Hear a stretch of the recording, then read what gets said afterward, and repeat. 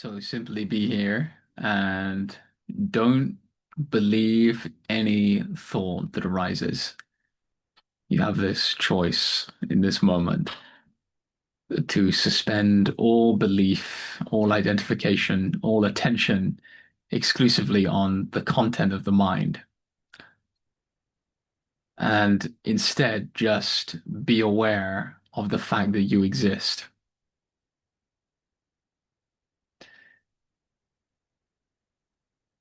And this existence is a movement. There is the movement of the body, there is the movement of the breath, the movement of the mind. And that is the existence aspect of yourself. The existence coming from the Latin existere, which means to stand out from. So there's a standing out, a movement that is happening from yourself. For you are the aware witness that beholds this existence, this movement of thinking, sensing, perceiving. So just be this present witness of awareness and emphasize the being and presence of this awareness that you are. You can notice the existence aspect, the movement of thought, sensation, perception, but emphasize the reality and presence of awareness, that which is ever stable.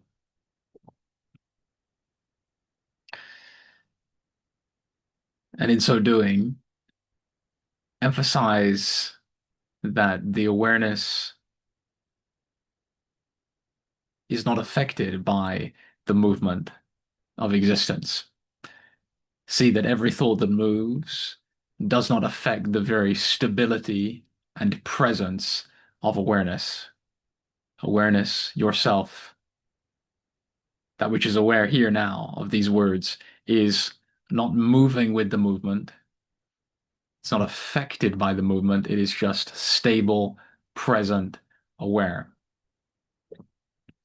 So emphasize, which means to understand experientially that this awareness you are is stable, present, aware, and just rest here. Rest as this stability. So this is the essence of meditation, to rest as the stability of the present awareness or consciousness. I use these words synonymously, awareness, consciousness, and experience that consciousness, awareness is free of the content of the mind, independent of the content of the mind. It witnesses the coming and going of thought. It witnesses the coming and going of sensation, or what we might call emotion. And being that awareness is always here, always what it is, its nature is always what it is. It is always our self, the one self that we are.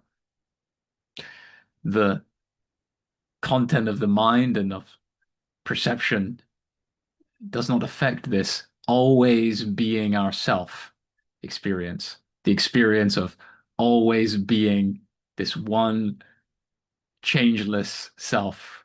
It's always the same self that we are. We never become another self, another I, another awareness. The experience of just being aware, being I am myself, is ever present, ever still, and changeless. So just recognize that the awareness that is aware of these words is the same awareness that was aware of the content of the mind and the body at the age of 5, at the age of 15, at the age of 25, at the age of 35, and so on.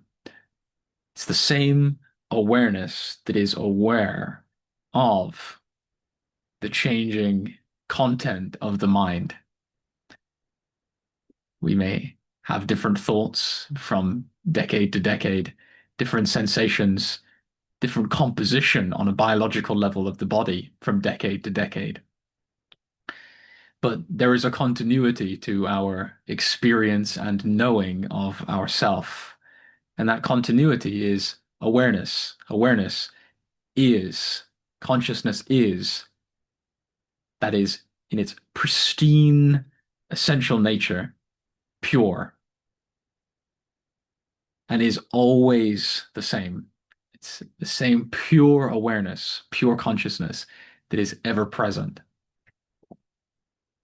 There is only one continuous aspect of our experience, and that is awareness.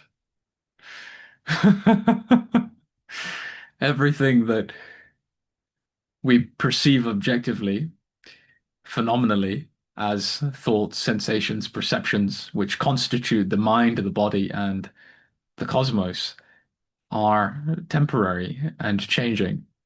So they are discontinuous phenomena. But awareness is always present to witness the beginning and the ending of every phenomenon, every object of perception. We may argue at this moment that we do experience the disappearance or the discontinuity of awareness during deep sleep.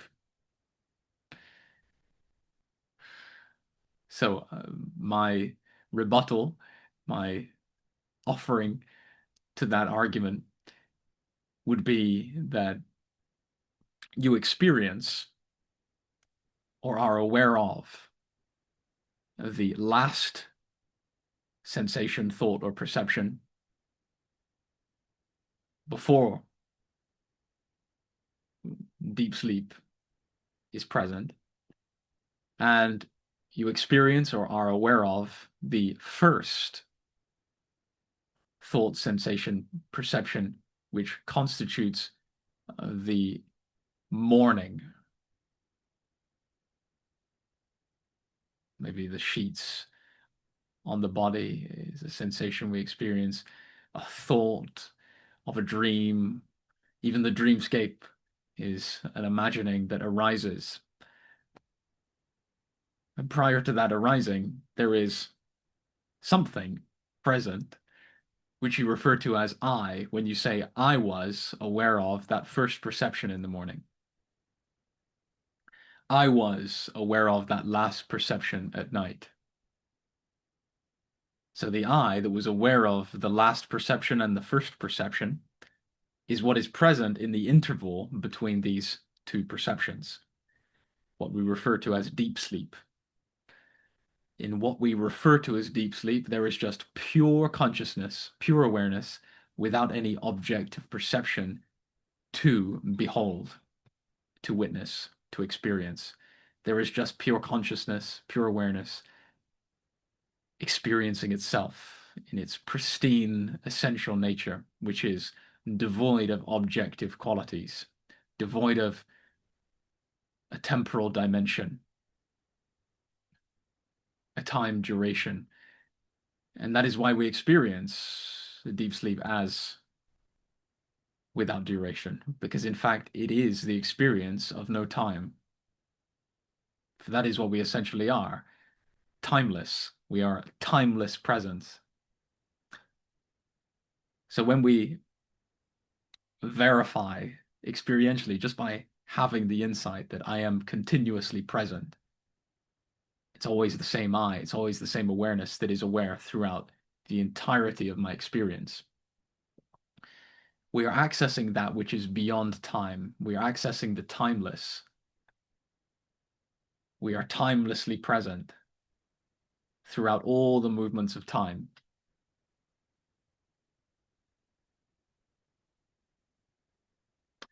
And there may be another objection to this, and the suggestion that there is an ultimate reality or a deeper reality that is eternal and timeless. And awareness and consciousness is an emergent property or an epiphenomenon of this deeper reality, which is timeless. For awareness or consciousness is considered to be dependent upon the body or dependent upon an incorporeal soul, a discarnate soul, and that soul began and will end. Or this soul is eternal, but somehow limited. So there must be a deeper reality that is unlimited, which gives rise to that soul that we consider ourselves to be. So we just have to check what evidence is there for a more essential reality, a deeper reality than awareness, than consciousness. Do we find such? Well, if we look at our experience, we find thoughts, sensations, perceptions, and awareness. These are the only four aspects of our experience. And remember that experience is the test of reality. All we have of reality is experience. We cannot use a theory, which is a collection of thoughts, to verify reality. For those thoughts and theories are temporary. We can use them to point to reality, but ultimately, the experience of reality without thought is what verifies what reality is. For reality is not dependent on thought. So, if we look at our experience, perceptions, thoughts, sensations, and awareness, that is all that we have, evidentially, of reality. So there are only four candidates for the essential, irreducible, absolute reality of existence. So we have four to choose from: thoughts, sensations, perceptions, and awareness. Reality, by nature, is ever present. The substance out of which everything is made that exists is ever present. So, what is ever present in our experience? There's only one candidate. Thoughts, sensations, and perceptions do not exist ever presently. They come and go. They have a beginning and an end. The only ever-present reality to our experience is awareness, is consciousness. So that settles any inquiry into the true nature of reality.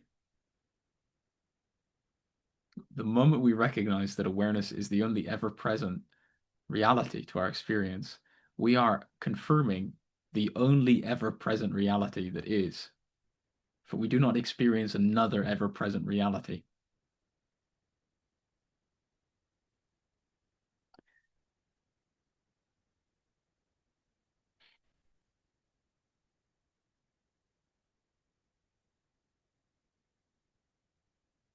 So use this question if there seems to be some belief in oneself as a temporary separate entity that is limited to a body and mind. Just ask yourself, what is the ever-present reality of my experience? What is the ever-present reality of myself?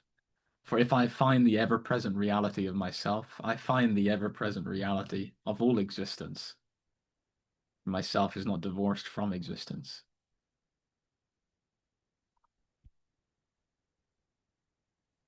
And you find the ever-present reality of yourself is this pure experience of consciousness, this pure presence of awareness.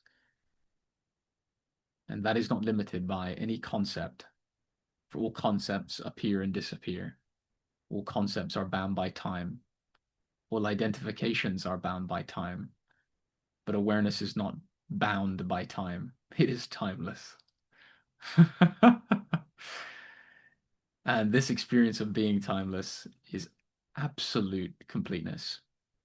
A completeness that is not dependent on time, not dependent on a state of incompleteness that preceded it.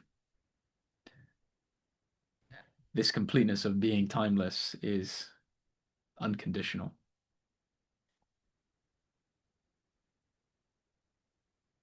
is being infinite, unlimited. So this is where we find absolute